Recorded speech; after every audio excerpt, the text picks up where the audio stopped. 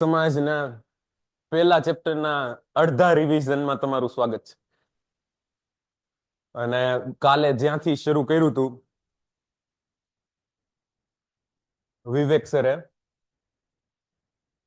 ત્યાંથી આપણે આગળ વધવાનું છે. સર, હું પહેલી વાર તમારો લેક્ચર ભરું છું. ઓકે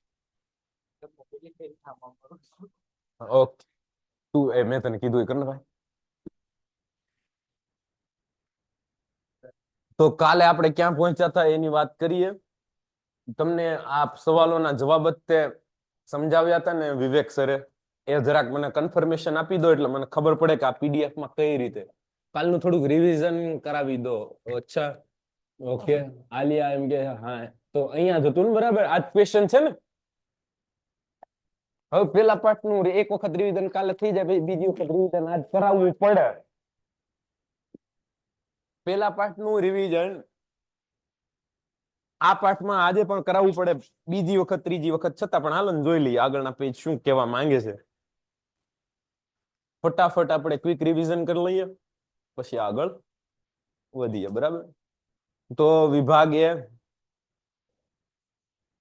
અને વિભાગ બી કેમ પ્રશ્ન પૂછાય છે એની વાત અહીંયા સૌથી પહેલા કરી દીધી. ટોટલ 5 માર્ક્સ નું ચેપ્ટર બને છે વિભાગ એમાં. એક પહેલો પ્રશ્ન જે છે ઈ આ ચેપ્ટર નો છે.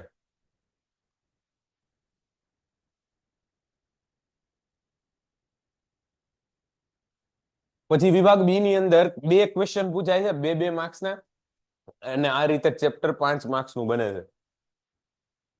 મોસ્ટ આઈએમપી ક્વેશ્ચન જે છે એ સૌથી પહેલા તમને અહીં આપી દીધા છે. આ 7 પ્રશ્નો જે છે એ તમને મોસ્ટ આઈએમપી સર આપ્યા છે, જેની અંદર સૌથી પહેલો પ્રશ્ન છે ગુજરાતના ઉત્સવોની માહિતી આપો. એની અંદર તમારે ગુજરાતના જે ઉત્સવો થાય એની માહિતી આપવી પડે. એના પછીનો પ્રશ્ન છે પ્રાચીનતમ પ્રજા તરીકે દ્રવિડો અથવા આર્યોનો પરિચય આપો. તો તમારે કાં તો દ્રવિડ પ્રજા વિશે લખવું પડે ને કાં આર્યો વિશે લખવું પડે. દ્રવિડો પેલા આવ્યા હતા, એ મૂળ નિવાસીઓ છે. અને પછી હિન્દકુશની પહાડી ઓળંગીને એટલે દ્રવિડો જતા રહ્યા દક્ષિણમાં, અને ઉત્તર ભારત હતું એ આર્યોનું થઈ ગયું. તો આર્ય દ્રવિડિયન સંસ્કૃતિનું નિર્માણ થયું. એની અંદર દ્રવિડોની અલગ 4 ભાષા છે. કઈ કઈ ભાષા છે તમને ખબર છે ને?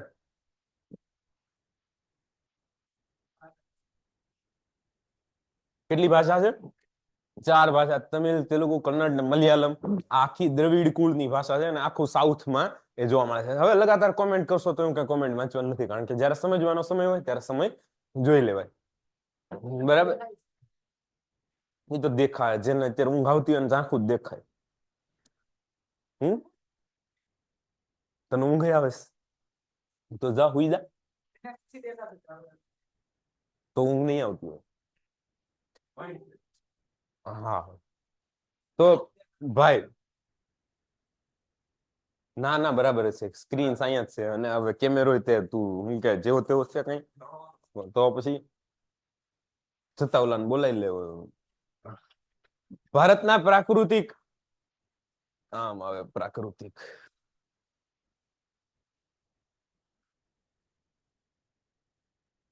પ્રાકૃતિક વારસામાં કઈ કઈ બાબતોનો સમાવેશ થાય છે તેની વાત તમારે કરવી પડે. ભારતીય પર આવેલા પ્રાચીન પ્રજાઓની ટૂંકમાં માહિતી, તો એની અંદર જેટલી પ્રજાઓનું આખું લિસ્ટ આપેલું છે પેલા પાર્ટમાં, એ યાદ રાખવું પડે. પ્રાચીન સમયથી પ્રકૃતિ પ્રેમી અથવા પર્યાવરણ પ્રેમી ભાઈ નદીઓ માતા અને પર્વતની પૂજા અને દરિયાની પૂજા અને પર્યાવરણની અંદર વૃક્ષોનું પૂજન, વડ હોય, તુલસી હોય, તો આ બધું જે કઈ પીપળો, તો આ વસ્તુ જે છે કઈ રીતે શરૂઆત થઈ એની વાત જે છે કઈ પૂછવું નથી. બરાબર જ છે એ બધું. ઘડીએ ઘડીએ ક્યાં પૂછવું આમાં. હવે બરાબર દેખાય છે બધાને? વિવેક સર નથી એટલે હું અહીંયા છું. વિવેક સર ને પૂછી લઉં હમણાં ક્યાં છે. હાલો, હવે બધાને બરાબર દેખાય છે ભાઈ, બધાને બરાબર દેખાય છે. ભારતના સાંસ્કૃતિક વારસામાં કઈ કઈ બાબતોનો સમાવેશ થાય? તો ભાઈ 2 પ્રકારનો વારસો હોય. ભાઈ વારસો એટલે શું? એ ભાઈ આને બોલવા દે ને, હું આને પૂછું. તોય બોલે છે બે, તોય બે બોલે છે, તોય બે બોલે. આપણા પૂર્વજો તરફથી મળેલી ભેટ. બરાબર? બરાબર છે. ઓકે સર, બર્થ શું છે, બ્રાઇટનેસ ફૂલ કરો. આને બહુ કરી છે, કાં બ્રાઇટનેસ ને કાં ઝાંખું. નથી, કાંઈ નથી કરવું આપણે, કાંઈ એટલે કાંઈ નથી કરવું. તો અહીંથી સેટિંગ ડિવાઇસ નો ડિસ્પ્લે હોય આમાં. આ તો વોલ્યુમ છે, વોલપેપર, લેંગ્વેજ. ભાઈ એની કઈ જરૂર નથી, ઓલો ક્યાં પૂછ્યા વગરનો વયો ગયો. એને કીધું બાર જ રહેજે હવે.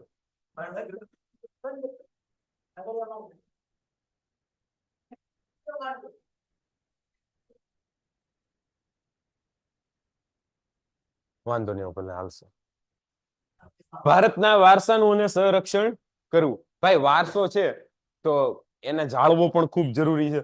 અને એ ઝાંખું દેખાય હજી, હવે તો ઝાંખું ક્યાંથી દેખાતું હતું, પૂર્વજો તરફથી મળેલી ભેટ. હા બરાબર છે, બરાબર. હે ના ના કઈ કોમેન્ટમાં જ સમય વયો જાય આપણે. હું કે 9:45. ભાઈ તું ક્યાં પૂછ્યા વગરનો ગયો તો? ના ના કઈ બ્રાઇટનેસ નથી કરવી, હું કહું તો જ જવાનું નથી, નકર ક્યાં હલવાનું નથી. હતી બે જા, ક્યાંય કાંઈ નથી કરવું, કાંઈ નથી કરવું. એ બધું તો હાઈલાત કરશે ભાઈ, એ લોકોનું તો બાના. તો 15 મિનિટ તો એમ નામ થઈ ગઈ. હાલો ભાઈ, જો રાષ્ટ્રીય મુદ્રામાં પહેલો પ્રશ્ન. એ ભાઈ બ્રાઇટનેસ બરાબર છે ને આની? આનાથી વધારે કઈ નથી થાય એમ ને?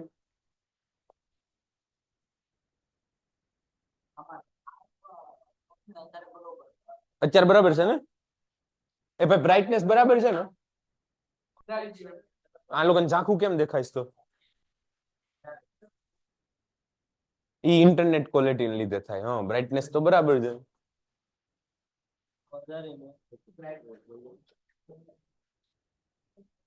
હવે દેખાય છે?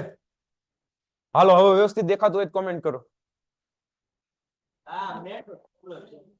એને તો નેટવર્ક પ્રોબ્લેમ હોય તોય તે ઝાંખું દેખાય, તો દર વખતે.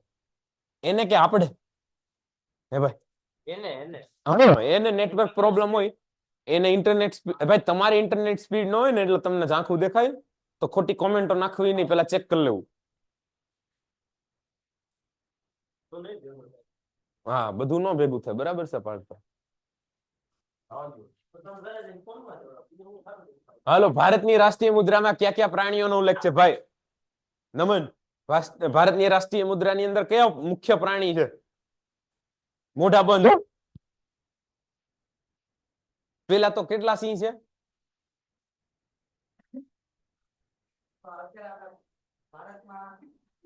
એટલે ભાઈ ભારતનું જે રાષ્ટ્રીય ચિહ્ન છે એની અંદર કેટલા સિંહ હોય? 4 દેખાય તો 3 જ. અરે વાહ. હા, પછી બીજું શું હોય? હાથી, ઘોડો ને બળદ. અને એની ઉપર સૂત્ર લખેલું હોય છે, સત્યમેવ જયતે. ક્યાંથી લેવામાં આવ્યું છે? મુંડકોપનિષદમાંથી. તો આ આટલું યાદ રાખવાનું છે. ભારતીય સંસ્કૃતિની ગંગા, યમુના અને સરસ્વતીની સંસ્કૃતિ કહેવામાં આવે છે. સમજાવો, અથવા તો તમને લોક માતાનું બિરુદ કેમ આપવામાં આવ્યું? ભાઈ ગંગા, યમુના અને સરસ્વતી નદી જે છે એ નદી સંસ્કૃતિ સાથેનું મહત્વ, એની પૂજા કરવાની, એની આસપાસ થયેલી સંસ્કૃતિનું નિર્માણ. તમે જુઓ, આખી સિંધુ ખીણની સંસ્કૃતિ જે છે તેની અંદર રાવી નદી હોય કે સિંધુ નદી હોય કે એની આસપાસ જ તે નગરોનું નિર્માણ થયું. તમે એમ કહો છો સાહેબ ધોળાવીરા તો કચ્છના રણમાં આવેલું છે, ન્યા ક્યાં નદી છે? તો ન્યાય એક સરસ્વતી નદી હતી જે કાળક્રમે એનું જે છે નાબૂદ થઈ ગઈ, અદ્રશ્ય થઈ ગઈ. અને અત્યારે તે અમુક ટકા તો છે કચ્છના નાના રણમાં સમાઈ જાય છે. તો જ્યાં નદીઓ હતી ત્યાં સંસ્કૃતિ બની, ત્યાં શહેરો બન્યા, ત્યાં સભ્યતા બની. અને એટલે લોકમાતા. નદીઓથી નું પાણી જે છે સિંચાઈથી લઈને દરેક વસ્તુની અંદર કામ લાગે. અને એટલા માટે લોકમાતા તરીકેનું બિરુદ એને મળ્યું. સંસ્કૃતિ વારસો, સાંસ્કૃતિક વારસો જે છે એના પ્રકારો આપણે જોયા કે પ્રાકૃતિક વારસો, જેની અંદર તમે નદી, તળાવ, પર્વતો અને જંગલોથી લઈને તમામ પૃથ્વીનો સમાવેશ કરી શકો. સાંસ્કૃતિક વારસાની અંદર જે આપણે બનાવ્યું તે કિલ્લાઓ, મહેલો, મંદિરો, ગુબજો, વાવ, કુવા, મહેલ. તો એ બધો કિલ્લાઓ એટલે મહેલ તો આવી જ જાય ને. ભૌતિક વારસો અને જૈવિક વારસો. જૈવિક વારસો તમને માતા પિતા પાસેથી પ્રાપ્ત થાય. ભૌતિક વારસો ફરીથી એ જ તે. સાંસ્કૃતિક વારસો અને ભૌતિક વારસાને સેમ વારસો કહી શકો તમે. તો આ વસ્તુ તમે જોઈ હશે. મોસ્ટ આઈએમપી પ્રશ્નોની અંદર સાહેબે તમને જે કાલે સમજાવ્યું તે મોંગોલોઇડ પ્રજા, નેગ્રીટો, ટૂંકમાં તમને જો અહીં આખે આખો આ ચાર્ટ યાદ રાખો એટલે તમને આમાંથી જે કઈ પૂછે એ લખી જ નાખવાનું રે વાક્ય બનાવીને કે ભાઈ મોંગોલોઇડ હોય તો ઉત્તર પશ્ચિમ ચીન માંથી તેઓ ભારતમાં આવ્યા હતા. તેમનો વર્ણ પીળો, ચહેરો ચપટો અને ગાલ ઉપસેલા જોવા મળે છે. 2 મુદ્દા થઈ ગયા. પછીના 2 મુદ્દાની અંદર તો કે ભાઈ બદામી ચાકાસી બદામી આકારની આંખો હતી અને તેમના જે લક્ષણો છે એ નીચે. તમે બહાર યાદ આવતા નહીં હવે અહીંયા. તું બહાર જા, કઈ કામ નથી. એને બહાર રાખજે. દરવાજો બંધ કરી દે.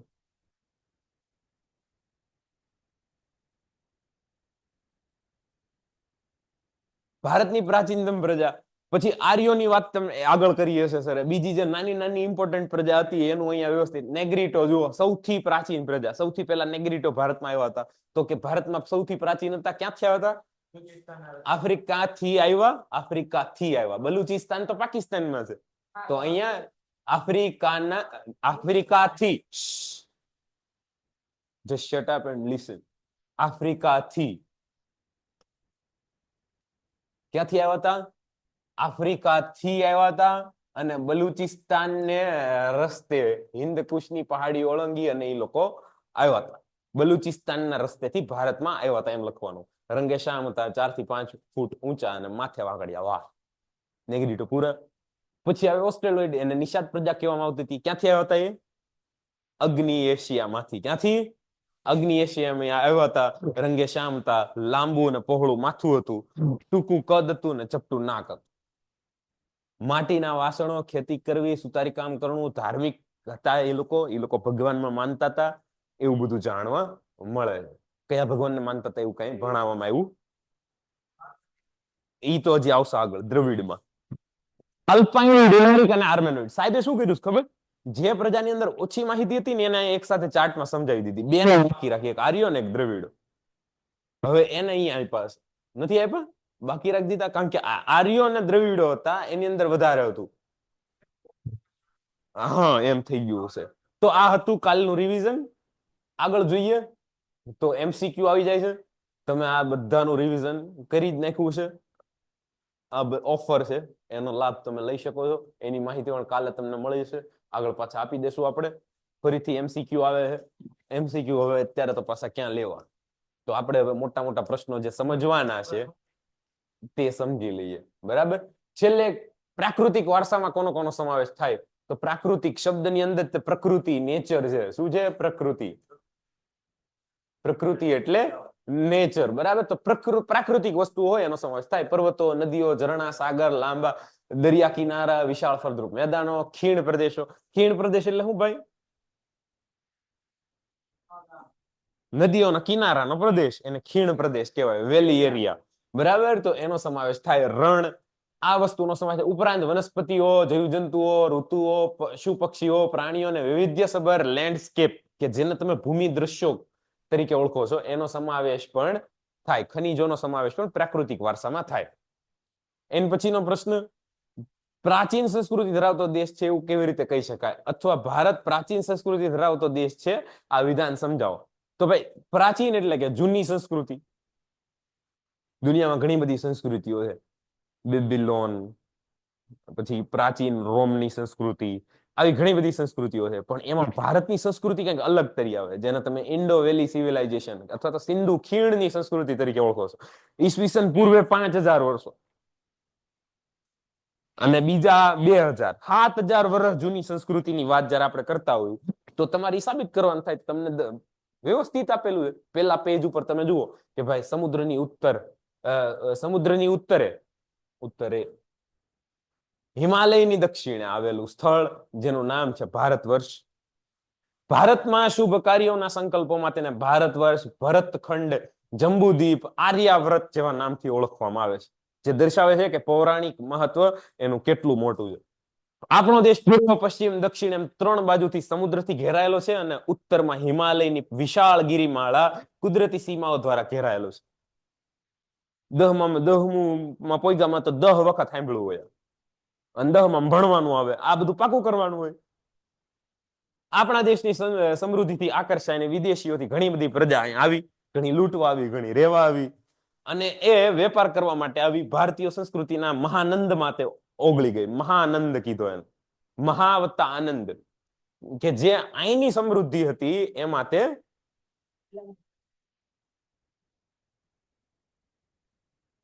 મહાનંદમાં ઓગળી ગઈ અને એમાં ભળી ગઈ. અને એટલે કહી શકાય કે ભારત જે છે એ પ્રાચીન સંસ્કૃતિ ધરાવતો દેશ છે. કેવો દેશ છે?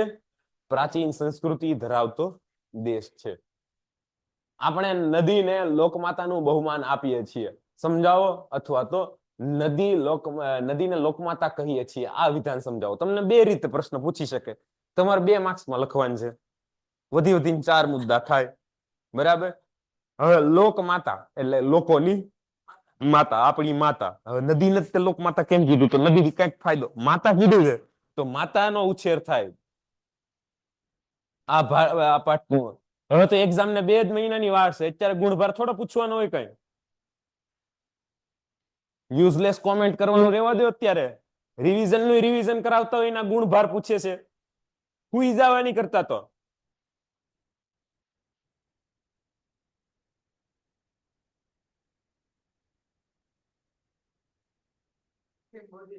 અહીં આવે છે.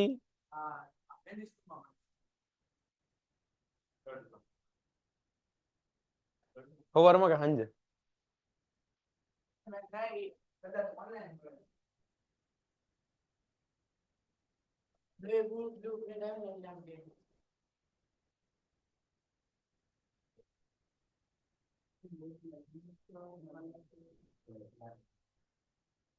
કાલનું કાલે કરશું, આજનું કરી લે ત્યારે. તીરથ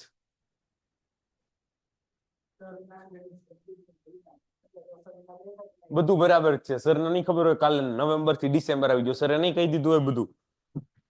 બ્લુપ્રિન્ટની જરૂરત શું છે? હું તો એમ કહું, એક ટેક્સ્ટ બુક આપેલી છે, 200 પેજ યાદ રાખવાની છે, એમાં જ લખવાનું છે. હવે તેવડ હોય એટલું યાદ રાખો. તમે તેવડ તપાસો, ગુણભાર જે હોય. પેલું ચેપ્ટર થઈ ગયું છે તો જવાનું હોય કે શેર છે ભાઈ કે हार तब होती है जब मान लिया जाता है, हार तब होती है जब मान लिया जाता है, जीत तब होती है जब ठान लिया जाता है. તો ઠાની લેવાનું હોય એમાં. હવે આવા બધા તો પૂછે રાખે, આને કરવું હું મારે તો હું હા લે હું સારું ભણાવું છું પણ મારો લેક્ચર કાલે નહીં આવે.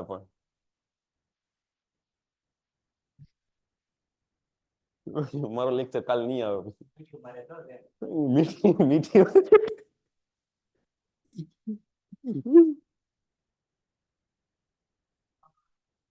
કેટલાય બધા મીઠી મારે. હાલો ભાઈ આગળ વધીએ. જુઓ, નદી પ્રાચીન કાળથી નદીઓ પ્રાકૃતિક માર્ગ પૂરો પાડે છે ભાઈ. એક તો નદી કાંઠેથી બધા બે નદીમાં સફર કરતા, બરાબર.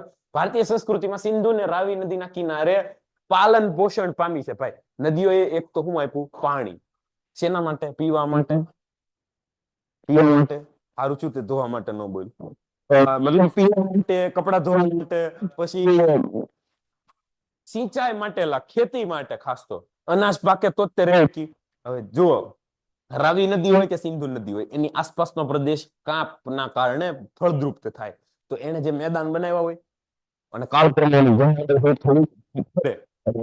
જમીન છે ને ફળદ્રુપ હોય, તો ત્યાં સારું એવું અનાજ પાકતું હોય, નદીમાં સિંચાઈ મળી જતી હોય, અને એટલે ત્યાં છે ને આપણને નગરોનું નિર્માણ જોવા મળે છે. તો જે સ્થળો તમને મળ્યા, હડપ્પા, મોહેન્જો-દાડો, ધોળાવેરા, આ બધા કોઈ ને કોઈ નદીની આસપાસ છે. લોથલ, આ તમામ છે એ નદીઓની આસપાસ જોવા મળે છે. સિંધુ, ગંગા, યમુના, સરસ્વતી, નર્મદા, ગોદાવરી, કૃષ્ણા, કાવેરી જેવી લગભગ બધી જ નદીઓ ભારતીય લોકજીવન ઉપર પ્રગાઢ, ગાઢ નહીં પણ પ્રગાઢ, ઘેરી નહીં પણ બહુ ઘેરી અસર પાડી છે. અને આ અસર જે છે એ કઈ રીતે પાડી છે? તો કે જીવન સાથે વણાઈ ગયેલી છે નદીઓ. જો નદીઓ ન હોય તો આ લોકોનું જીવન જ ના હોય. પીવાનું પાણી, વપરાશનું પાણી, સિંચાઈ, વીજળી, ખેતી, જળમાર્ગ, મહત્વની જરૂરિયાતો સંતોષી છે. ઉપરાંત માટીના વાસણો બનાવવા હોય, કે મકાનો ઉપર લીપણ કરવું હોય કે ઉદ્યોગો માટે ખનીજ જોતી હોય, માનવીને નદી ઉપર જ આધારિત રહેવું પડે. અને કઈ તો કચરો નાખવા માટે નદી,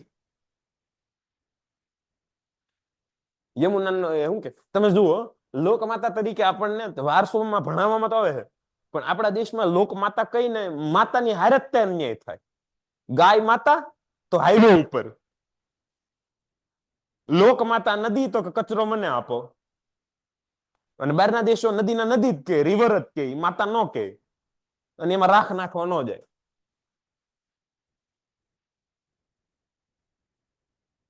સ્કેલ દઈ દે, આને અહીંયા દઈ દે.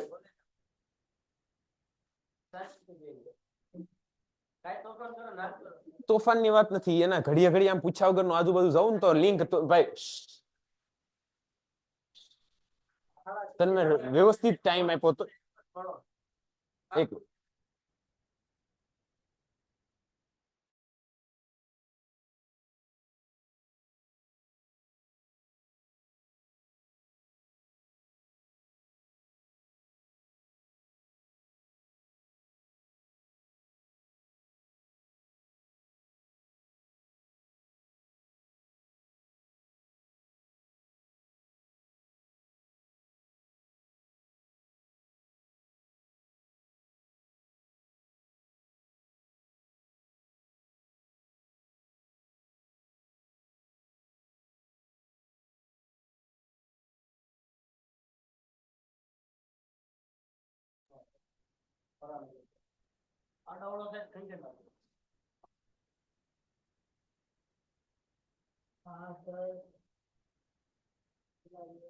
ક્યાં ગયા સર? હા અહીંયા જ છું ભાઈ, તીરથ થઈ તો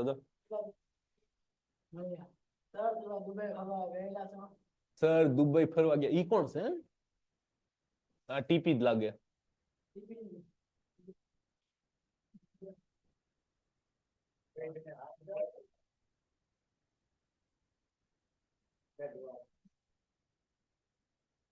એટલે વઈ ગઈ કોમેન્ટ.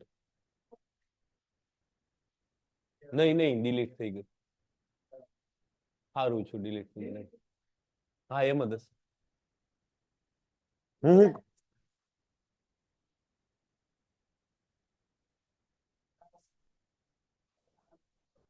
ઇમેજ ડાઉન થઈ ગઈ છે સર. છે ચેપ્ટર 21 ની પીડીએફ નું કહી દઈશ ભાઈ, ને એમાં જો સર મોજે મોજ.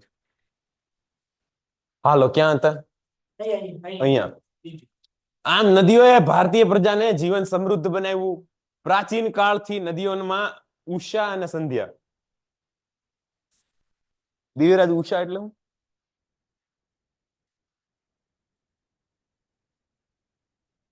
કોને ખબર છે ઉષા એટલે? હા, જેમ રાત્રિ, જો જવાબ ન આવડે ને તો પછી ચૂપ થઈ જાય, પછી મને બોલવા દેવાય. જેમ રાત્રિ અને બપોર એની વચ્ચે શું હોય? સંધ્યા. એમાં રાત્રિ અને સવારની વચ્ચે હોય ને જે સમય જ્યારે સૂર્ય ઉગ્યો ન હોય એને ઉષા કહેવાય. શું કહેવાય? ઉષા. તો એ વહેલી સવાર કે જ્યારે સૂર્ય ઉદય નથી થયો એ ઉષા છે. અજવાળું હોય પણ સૂરજ ઉગ્યો ન હોય, પછી ઉગી જાય એટલે પછી સવાર પડી ગઈ. અને સાંજ પડી જાય એટલે કે સૂર્ય અસ્ત થઈ ગયો છે અને સંધ્યાનો સમય. તેથી આપણે નદીને લોકમાતાનું બહુમાન આપ્યું છે. તો ભાઈ જુઓ, ભૂમિ દ્રશ્યો હોય, ઉષા અને સંધ્યાના ભૂમિ દ્રશ્યો. ભાઈ સવારમાં સૂર્યોદયને નદીમાં સ્નાન કરવાનું મહત્વ. નદીમાં સ્નાન કરે આમ સૂર્યોદય થતો હોય એને અર્ધ્ય આપવાનું, આ બધું મહત્વ જે છે. ઉપરાંત સૌંદર્યની વાત, કલાસૂજ, ઉગતી સવાર હોય કે ઢળતી સાંજ હોય, એ બાબતે શું કે શામ હો ગઈ है, शाम के वक्त कभी अकेले मत रहो, शाम टूटे दिल वालों के घर ढूंढती है. દરેક કવિતામાં અને દરેક જગ્યાએ આવી બધી વસ્તુ જોવા મળે. શામ જોવા મળે, સવાર જોવા મળે, સુબહ દિન, આવું બધું જોવા મળતું હોય છે. ભારતના પ્રાકૃતિક વારસાના અંગ તરીકે વનસ્પતિ જીવન અને વન્ય જીવનનો પરિચય આપો. ભાઈ વનસ્પતિ જીવન તો કે ઝાડવાઓના જીવનનો પરિચય અને વન્ય જીવન, વન્ય પ્રાણી જીવન હોવું જોઈએ. આમ તો વન્ય એટલે તો વન જ થાય, વન્ય જીવનની અંદર પાછી વનસ્પતિ આવી જાય ને પ્રાણી આવી જાય. તો આ શબ્દો ક્યારેક ક્યારેક અટપટા લોકો મૂકી દેતા છે. અહીંયા પ્રાણી જીવન લખ્યું હોત ને, વનસ્પતિ જીવન ને પ્રાણી જીવનનો પરિચય આપો તો તમારે વાત થાય. હવે 2 માર્ક્સમાં આવું એટલું બધું ન લખવાનું હોય, પણ આમાંથી તમને ઇમ્પોર્ટન્ટ લાગે ને એવા 4 મુદ્દા તમે લખી નાખો ને તો તમને માર્ક્સ મળી જાય. આટલો બધો નિબંધ પ્રકારનો જે છે એ લખવાની જરૂર નથી. ચાલો આપણે ચકાસીએ આમાંથી કયા કયા મહત્વના મુદ્દાઓ હોઈ શકે. વનસ્પતિ જીવન. ભારતની પ્રજા આદિ સમયથી પર્યાવરણ પ્રેમી રહી છે અને તેની સાક્ષી તેનો વૃક્ષ પ્રેમ, પુષ્પ પ્રેમ અને છોડવાઓ પરત્વેનો આદર સૂચવે છે. માણસ, પ્રાણી, પશુ પક્ષી ના આહાર માટે વનસ્પતિ પર આધાર રાખવો પડે છે. ભારતના વડ, પીપળા, તુલસી વગેરેની પૂજા. તો આમ જો આ 2 વસ્તુ છે ને ભેગી કરી શકાય તમારે કે ભાઈ ભારતીય પ્રજા આદિ સમયથી પર્યાવરણ પ્રેમી રહી છે. પૂરું. માણસ અને માણસ, પ્રાણી, પશુ પક્ષીઓના આહાર તરીકે વનસ્પતિનો ઉપયોગ થાય છે. આ એક મુદ્દો. પછી આ બીજા મુદ્દાની અંદર તમે આને લઈ શકો કે ભાઈ ભારતમાં વનસ્પતિની પૂજા થાય છે, જેમ કે વડ, પીપળો અને તુલસી. અનાજ, કઠોળ, તેલીબિયાના છોડ, ધાન્ય થી લહેરાતા ખેતર, વનસ્પતિથી ભરેલા જંગલો, ઔષધિઓ માટે ઉપયોગી છોડવાઓને આપણે અતિ પ્રાચીનથી જીવન સમૃદ્ધ બનાવ્યું છે. તો આમાં તમે 1-2 શબ્દ ભૂલી જાઓ તો હાલ. 2 મુદ્દા છે. હવે બીજા મુદ્દાની અંદર તમારે તમને કોઈ પણ પૂછી શકે. જો વનસ્પતિ જીવન 2 માર્ક્સમાં પૂછે અથવા તો પ્રાણી જીવન 2 માર્ક્સમાં પૂછે, પણ આ બધું 2 માર્ક્સમાં તમને આટલું બધું મોટું પૂછે નહીં, એમ યાદ તમારે રાખવાનું. પછી આવે છે પ્રાણી જીવન. જુઓ, ઔષધિઓના નામ તમારે યાદ રાખવાના. ભારતના સામાજિક અને ધાર્મિક જીવન પર વનસ્પતિએ ખૂબ અસર કરી છે. હવે આવી વન્ય જીવન. તો પ્રાચીન સમયથી ભારત દેશ જે પ્રકૃતિ પ્રેમી તો છે જ, સાથે સાથે વાઘ, સિંહ, ગેંડો, ચિત્તો, શિયાળ, રીંછ, હરણ, રોજ, નીલગાય, સાબર, સસલા, અજગર, સાપ, નાગ, નોળિયા, ઘો, શાહુડી જેવા અનેક જીવો અહીંયા જોવા મળે. વિશ્વમાં એશિયાની અંદર જો આ તો યાદ રહી જાય, વિશ્વમાં એશિયાઈ સિંહોનું સ્થાન ફક્ત ગીરમાં છે. આટલું. આપણી ધાર્મિક માન્યતાઓ સાથે જોડાયેલા લોકો વાઘ, મોર, મગર, ગરુડ વગેરેને દેવી દેવતાઓ સાથે જોડે છે. ગુજરાત સિવાય એશિયામાં કે આખી દુનિયામાં ક્યાંય એશિયાઈ સિંહ જોવા મળતા નથી. આફ્રિકામાં છે, પણ એ આફ્રિકન લાયન છે. પણ એશિયાઈ સિંહની વાત થાય તો એ આખા એશિયામાં ફક્ત ને ફક્ત ગીરમાં વધ્યા છે. જેમાં જંગલી ગધેડા ફક્ત કચ્છમાં જોવા મળે છે. હા, જેને ગુંડખર કહેવામાં આવે. ગુંડખર, ઘુડખર, ઘુડખર. એવી જ રીતે સિંહો જે છે એ ફક્ત ગીરમાં જોવા મળે. તો આ ડન થઈ ગયું ભાઈ. આમાં કઈ ઘટે? કઈ ન ઘટે, બરાબર ને? હું હોઉં એટલે કઈ ન ઘટે, ખબર જ છે મને. પ્રાકૃતિક વારસાનો અર્થ આપી તેને સમજાવો. ભાઈ એકનો એક પ્રશ્ન હાલે છે. હમણાં આપણે પ્રાકૃતિક વારસા જેવું જ કંઈક ભણ્યા, અને છતાં પ્રાકૃતિક વારસામાં આવી બધી બાબતોનો સમાવેશ થાય. બધું યાદ રાખવાની જરૂર નથી. મહત્વના 4-5 મુદ્દા તમારે લખવાના છે. બરાબર? આ એટલો ઇમ્પોર્ટન્ટ ક્વેશ્ચન. આની ઉપર જ આખી વાત થઈ છે. વન્ય જીવન આવી ગયું, નદીઓ આવી ગઈ, ભૂમિ દ્રશ્યો આવી ગયા. એકની એક વાત 17 વખત ન કરાય. હા, હવે આવ્યા કંઈક મહત્વની બાબતો હતી. ભારતની ભૂમિ પર આવેલ પ્રાચીનતમ પ્રજા અંગે માહિતી આપો. તો એની અંદર તમને જુદી જુદી રીતે નેગ્રીટો, હબસી આવ્યું ને, તું એ વાંચ ને મારી યાર. ના, હવે માઇક જોવે એના માટે. માઇક જોવે ભાઈ. અહીં સુધીનું બધું બધાને સમજાઈ ગયું? હાલો કોમેન્ટ ફેંકો, હું 1-2 સાંભળી લઉં, પકડી લઉં. હે? નહીં નહીં નહીં, બસ બસ, આભાર. હાલો, બધાને સમજાય છે? ડન છે, ડન છે. દંડ ના દંડ દંડ. હા સર, મારો તો હમણાં જ છે. હા, 6. હા. હે? અરે મારા 9માં લેક્ચર છે હજી. કેમ? તો ઘરે કોણ જાય?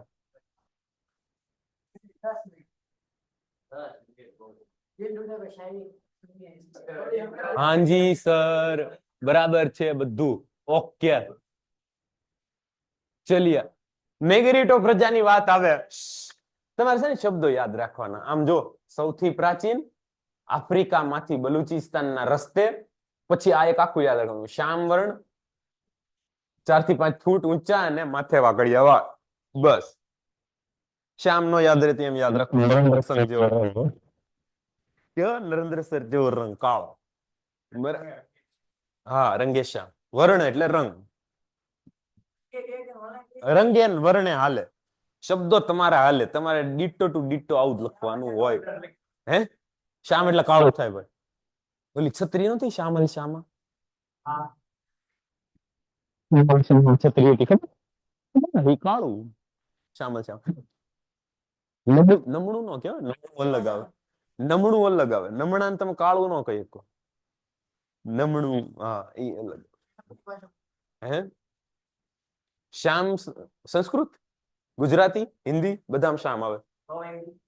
ના આવો બાવા હિન્દી નો કહેવાય. હા બ્લેક, કાલા. શ્યામ ગુજરાતીમાં, સંસ્કૃતમાં. હવે સમજો. ઓકે ઓકે, હવે જાસ્તી બોલું નકા, ઈ કડે શાંતિ છે બસા. આ કઈ ભાષા છે કેલ? મરાઠી, મરાઠી ભીડે વાળી. ઈકડે શાંતિ છે બસા, જાસ્તી બોલું નકા. અહીંયા શાંતિથી બેસો, વધારે ન બોલો. ઈકડે હા ઈકડે. ઓસ્ટ્રેલોઇડ એટલે નિષાદ પ્રજા. ભાઈ ક્યાંથી આવી? અગ્નિ એશિયામાંથી. ભાઈ માથું, માથું કેવું? રંગે શ્યામ, લાંબુ પહોળું માથું, ટૂંકું કદ, ચપડું નાક. બસ એટલું જ. શારીરિક વિશેષતા ધરાવતા હતા એમ લખવાનું હોય તો ચપટું નાક ધરાવતા હતા, બસ પૂરું. શારીરિક વિશેષતા નો લખો તો હાલ. આમ જ તો આ પ્રજા રંગે શ્યામ, લાંબુ પહોળું માથું, ટૂંકું કદ, ચપટું નાક ધરાવતી હતી પૂરું. ભારતમાં આવેલ આર્યો તેમને નિષાદ પ્રજા કહેતા હતા. ભારતીય સંસ્કૃતિ સભ્યતાના વિકાસમાં આ પ્રજાનો બહુ ફાળો છે. બહુ ફાળો છે. કેવો ફાળો છે? બહુ ફાળો છે. હા બહુ ફાળો છે. બહુ હા બહુ જ ફાળો છે. બહુ જ કરી નાખવાનું, કા બહુ કરી નાખવાનું, વિશિષ્ટ નો યાદ રહે. બરાબર. તેઓ માટીના વાસણો બનાવતા, ખેતી કરતા, સુતરાઉ કાપડનું વણાટ કામ કરતા. અમારા બાપ દાદા આવું કંઈક કરતા. જેવા કૌશલ્યો ધરાવતા હતા. તેઓ પોતાની ધાર્મિક માન્યતાઓ પણ ધરાવતા હતા. વાહ, જો તો આપડા હીરો વિદ્યાપત 2.0. ના ભાઈ, આની અંદર જોડાવા માટેની વિધિ આ છે, જો આ. અને તમારે આ નંબર ઉપર સંપર્ક કરવાથી વધારે માહિતી મળશે.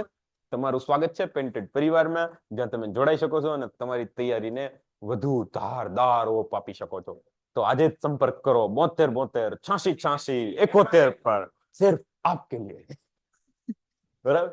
લાગતા વળગતા ને બધાને જણાવવા વિનંતી. ચાલો 2 પેજ છે, થઈ જાય ને? એક્ઝેક્ટ કીધું તું સાહેબે કે એક્ઝેક્ટ 45 પૂરું કરી દો. દ્રવિડો ભાઈ, યન્ના રાસ્કલા. દ્રવિડ પ્રજા એટલે સાઉથ વાળી પ્રજા. એ હું આમ સાઉથ બોલું તને હું યાદ આવે? સાઉથ હું આમ બોલો સાઉથ ઇન્ડિયા, તને હું યાદ આવે? મૂવી. તને અહીંથી હું આવું. Idli dosa, gangster, movie. એ તું છે. હા આ મારું બોલી ગયો. મગજ ગરમ. હા તું નમન. હે નારિયેલ પાણી. મને તો આ યાસીને કીધું ઈ જ યાદ આવો. મતલબ હું કહું બ્લેક શર્ટ, કાળા ચશ્મા, સ્ટ્રેટ વાળ, અહીંયા ઓલી નહીં સોનેરી ઓલી બોર્ડર વાળી લુંગી, સેન્ડલ પ્રકારના શૂઝ જેવા ચપ્પલ, મતલબ એ મિક્સમાં આવે, સાઉથ સ્પેશિયલ આવે. બરાબર. અને પછી આંકરે ઈ તો પાછળથી નીકળે ને, ઈ તો પાછળથી નીકળે.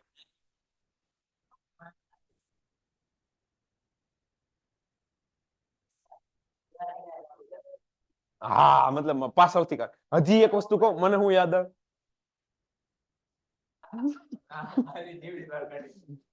મતલબ હાકા મતલબ એની જે આમ અલગ જ નીકળે એમ. હા બધા ખુશ થઈ ગયા. 9:44 થઈ ગયા. હા તો વાંધો નહીં, તો રહી જાય લે એકાદું પેજ. અમારે ભલે હું કે સાઉથ આવી ગયું ને તો એપડે પોડે પોડે. ના ભાઈ સર 10 મિનિટ બાજુ બીજું ભણાવો મજા હે. ભાઈ શાયરીમાં તો એવું છે કે यादें पागल कर देती है, यादें पागल कर देती हैं, रातें पागल कर देती हैं, दिन तो खैर गुजर जाता है, रातें पागल कर देती हैं। ભાઈ દ્રવિડ પ્રજાનો બહુ મહત્વનો ફાળો છે. પિતૃ રૂપે પરમાત્મા એટલે કે શિવ અને માતૃ રૂપે પાર્વતીની પૂજા કરતા હતા દ્રવિડો, હજી કરે છે. અને એ લોકો પોતાની ભાષાને આપણી સંસ્કૃત કરતા વધારે જૂની માને છે અને ભારતના મૂળ નિવાસીઓ તરીકે પોતાને માને છે. એ લોકોના દેવી દેવતાઓ જુદો કેટલા ભયાનક રૂપમાં હોય મતલબમાં, અને એ લોકોને ત્યાં એટલી જ બલી ચડતી હોય ને ન્યાય તે સાઉથના મંદિરોમાં નોનવેજ જોવા મળે ને ખતરનાક પ્રવૃત્તિઓ છે બધી. માતૃમૂલક હતી ભાઈ. માતા જે છે બલિઓ આપવી સામાન્ય વસ્તુ હતી એમ કહેવાય છે. ઓશોનું એક પ્રવચન જોતો હતો ને એમાં એક હતું કે શર્મા અટકના લોકો જે છે ઈ શર્મન કરને વાલા, શર્મા. તો આ જે કાસ્ટ, હા, આ લોકોના જે પૂર્વજો હતા ને એનું કામ જ ઈ હતું. યસ, જે હું કે બકરા મંદિરમાં બકરા કાપવાનું, શર્મન કરને વાલા શર્મા. તો ઈ બધું બહુ જૂનું છે. ખેર, અહીંયા આવી દઈએ. અવકાશી ગ્રહો કાંતવું, વણવું, રંગવું, હોડી, તરાપા, આ બધું જ્ઞાન એમને હતું. શિવની પૂજા ખાસ કરવાનું હોય. દીપ ધૂપ આરતી પૂજા કરવાની પરંપરા દ્રવિડોની વિકસાવી હોવાનું કહેવાય છે. તો આ વસ્તુ જે છે આર્યન નહોતી ખબર, આ બધું દ્રવિડોએ શીખવાડ્યું ઘણું બધું. તો કારણ કે બધી સંસ્કૃતિઓ પોતપોતાના રિવાજો સાથે ભળે ને ત્યારે આ બધું જે છે એ ગોઠવાઈ જતું હોય છે. હા, ડન ભાઈ, અહીં સુધી રાખીએ છીએ, મળીએ છીએ.